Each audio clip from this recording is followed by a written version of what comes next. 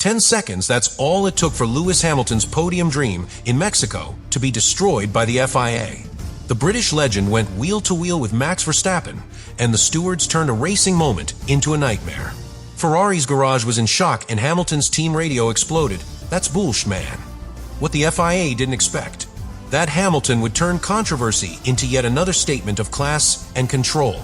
Into turn 1, chaos erupted. Verstappen dived down the inside, late and aggressive as always. Hamilton covered the apex but ran out of road, the two nearly touching as the Ferrari danced on the limit of grip. Dust filled the air as the crowd roared. Lewis rejoined ahead, having barely kept control on the escape route. "Keep pushing," came the calm voice from the pit wall. For a moment, it looked like he'd escaped the worst of it until race control intervened. Incident between cars 1 and 44 under investigation. That phrase in Formula One is the calm before the storm. The replay told the story in slow motion. Verstappen's front left millimeters from Hamilton's diffuser. Both cars offline, but only one name highlighted on the steward's monitor. 10 minutes later, the decision came through. Car 44, 10-second time penalty for gaining an advantage. The Ferrari garage fell silent. The FIA had spoken, and it was brutal. No warning, no consistency, just punishment. Hamilton's engineer broke the news over the radio. "Lewis, we have a 10-second time penalty for the turn 4 rejoin." The reply came instantly, sharp but controlled. "For what?" "He forced me wide." "That's ridiculous." The frustration wasn't anger, it was disbelief. After 2 decades in Formula One, Hamilton knew when he'd done something wrong. This wasn't one of those times. His hands stayed firm on the wheel, eyes focused straight ahead. While the world debated fairness, he did what he always does, recalculated. Lap by lap, corner by corner, he began to stretch the gap to minimize the impact of the penalty. "Okay, we keep going. Let's fight back," he said. His tone wasn't defeated, it was defiant.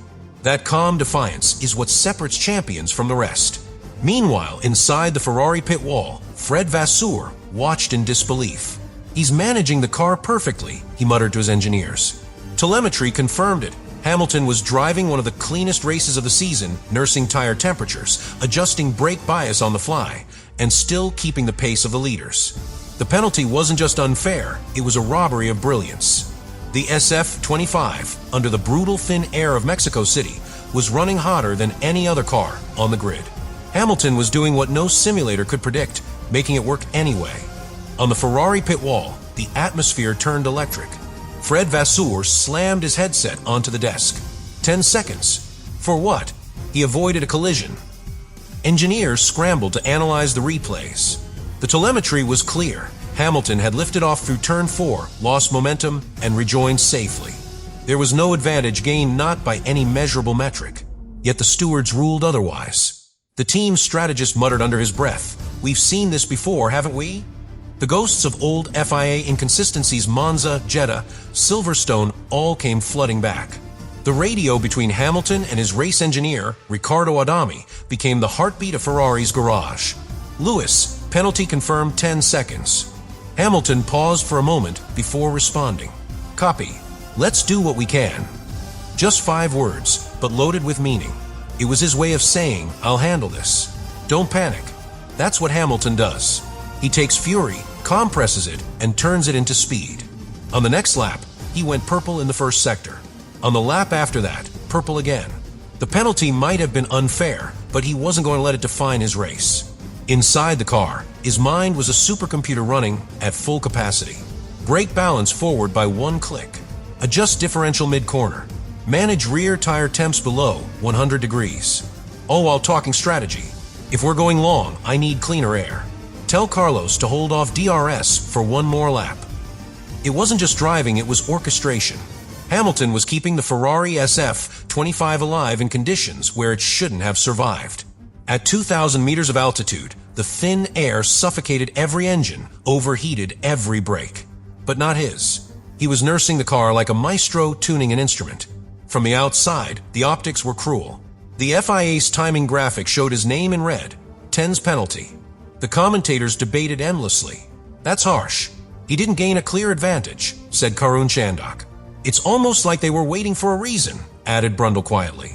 The cameras panned to the Ferrari garage, where engineers exchanged frustrated looks. Everyone knew what this meant. A guaranteed loss of track position, strategy out the window, podium gone. Yet amid the storm, Hamilton's voice came through the radio again, calm, measured, surgical. Let's make those 10 seconds irrelevant. That line became the turning point.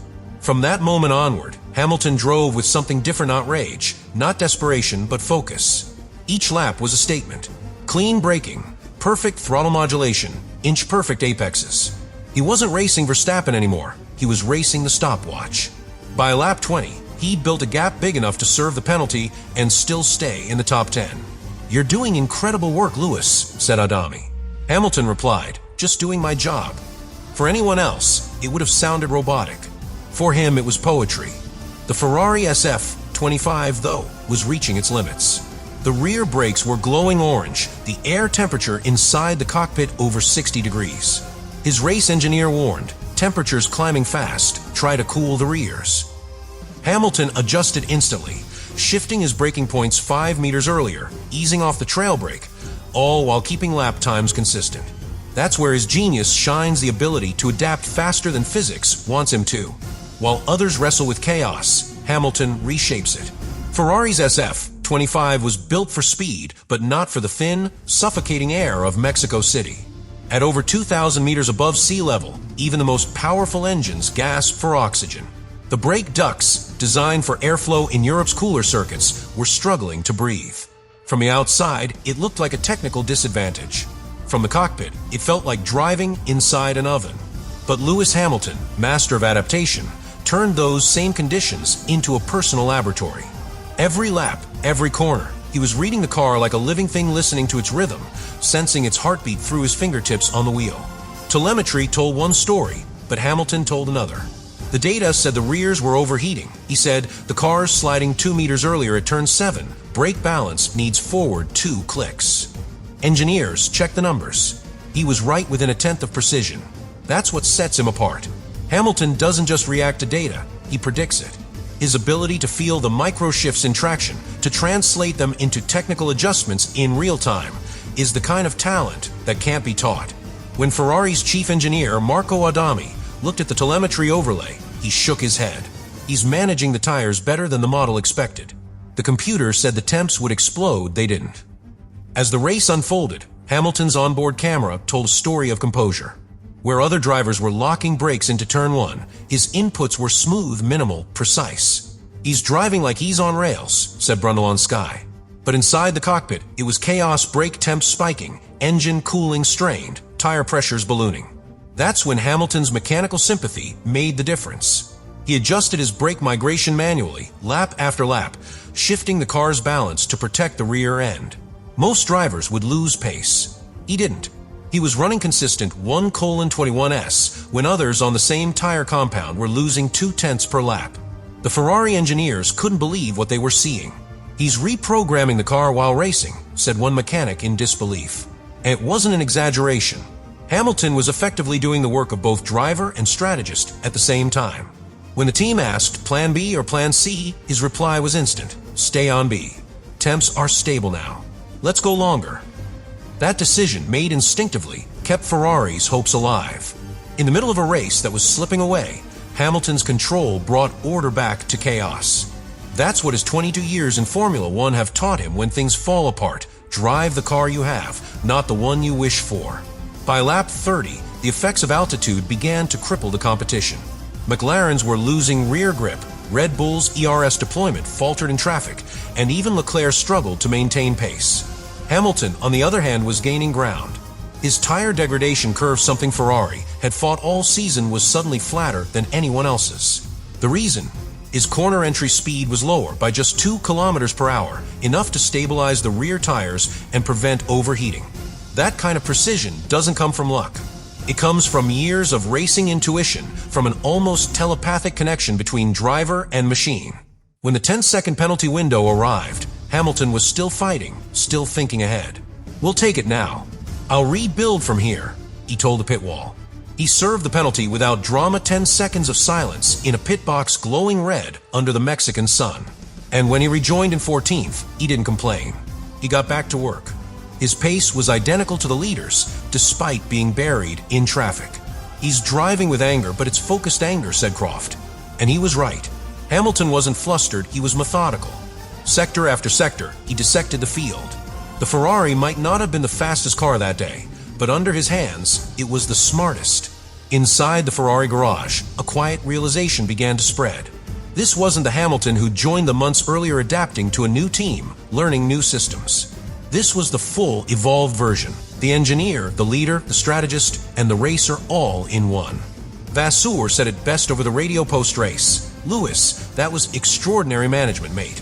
To which Hamilton replied with the humility of a veteran, "We'll get there, step by step." But everyone in that garage knew what they had just witnessed: a driver turning a flawed machine into a weapon through pure intellect and feel.